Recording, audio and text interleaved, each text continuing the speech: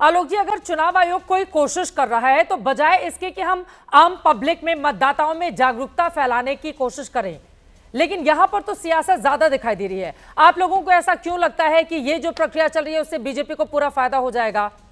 हो सकता है बीजेपी को भी नुकसान हो, लेकिन पूरा ऐसे माहौल एनआरसी सीए की तरह बना के रख देना है कि नहीं, इससे तो गरीबों का वोट काट दिया जाएगा और बीजेपी पूरे फायदे में ले जाएगी, जैसे कि अभी से तय हो गया कि क्या रिजल्ट आना है। आलोक शर्मा जी, नहीं, ये सवाल बीजेपी का है या आपका है कि हमें ऐसा लग रहा है? आपको किसकी आवाज सुनाई दी है? कान आपका ठीक है? नहीं, मुझे मेरे कान बिल्कुल सही हैं। लोगों के कान आजकल बड़े खराब हैं। नहीं सर, आपका खराब होगा, इसीलिए सुधांशु जी की आवाज में और चित्रा त्रिपाठी की आवाज में अगर आप फर्क नहीं कर पा रहे हैं तो मुझे लगता है कि अब मैं इस पर ज्यादा टिप्पणी नहीं करना चाहती हूँ। मुद्दे पर आते हैं। क्या ठीक है ना, ये आपका सवाल है। अब समझ आ गया ना कि विपक्ष को ऐसा लग रहा है या आप कह रही हैं। मैं समझता हूं कि अगर पिछले कुछ वर्षों का इलेक्शन कमीशन का कंडक्ट आप देखेंगे तो पूरी तरह से इस तरह का कंडक्ट है कि वो विपक्ष को कुछ समझता ही नहीं। कर्नाटक चुनाव की डिक्लेयर के कब होंगे वो बीजेपी के नेता कर देते हैं, उसी पर चुनाव आयोग जो है वो अपनी डेट फिक्स कर देता है। विपक्ष 1 साल सवा साल तक समय मांगता है। विपक्ष के सांसद, विपक्ष भी नहीं, उन सांसदों को समय नहीं मिलता है। लेकिन गलत विपक्ष ही होगा। 2019 के लोकसभा के चुनाव के कई महीने बाद तक इलेक्शन कमीशन की वेबसाइट पर जितने वोट पड़े टोटल, उनका मिलान जो है पूरा जो होना चाहिए वो मिलान नहीं था। महाराष्ट्र की हमने कहा कि इलेक्ट्रॉनिक वोटर लिस्ट दे दीजिए और सीसीटीवी फुटेज दे दीजिए। हालत ये है कि वो देने की बजाय बिहार में एक और नया तांडव शुरू कर दिया कि विपक्ष भी और पूरे देश का भी महाराष्ट्र से ध्यान भटके और बिहार पे आ जाओ। अब मोदी जी जो करते हैं, मोदी जी का भी वही मोडस ऑपरेंडी है, भाई इलेक्ट्रॉनिक फॉर्म में हम नहीं देंगे। अब कोई अनिल मसीह नहीं पकड़ा जाएगा।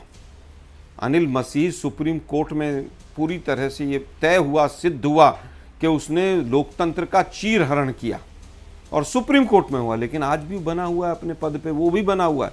सजा मिलने की तो बात बहुत दूर की बात है, लेकिन विपक्ष बड़ा खराब है।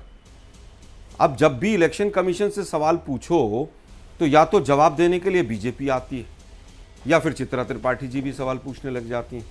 मेरे कान तो ठीक हैं सर, अच्छा हुआ आपने बता दिया कि मेरा काम मीडिया के कान बड़े गड़बड़ हो गए।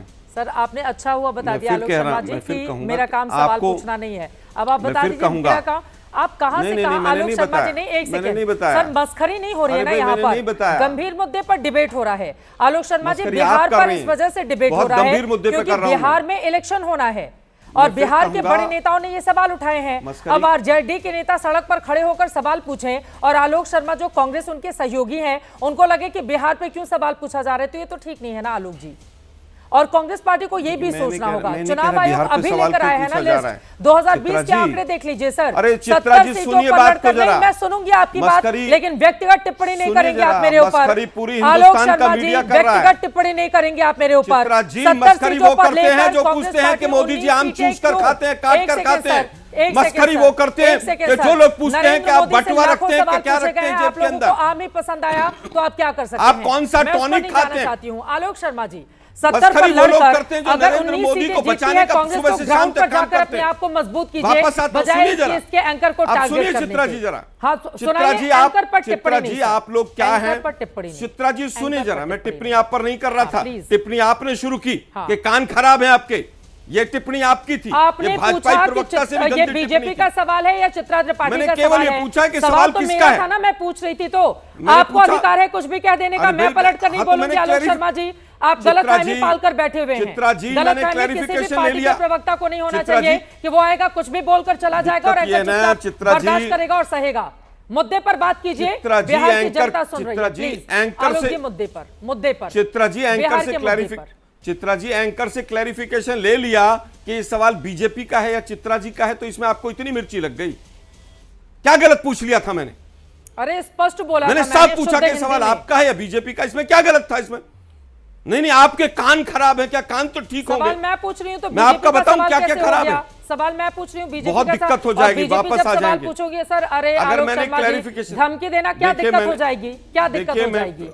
मुझे क्या दिक्कत हो जाएगी? आप धमकी मत दीजिए आलोक शर्मा जी। आप लोग सरकार मत दीजिए।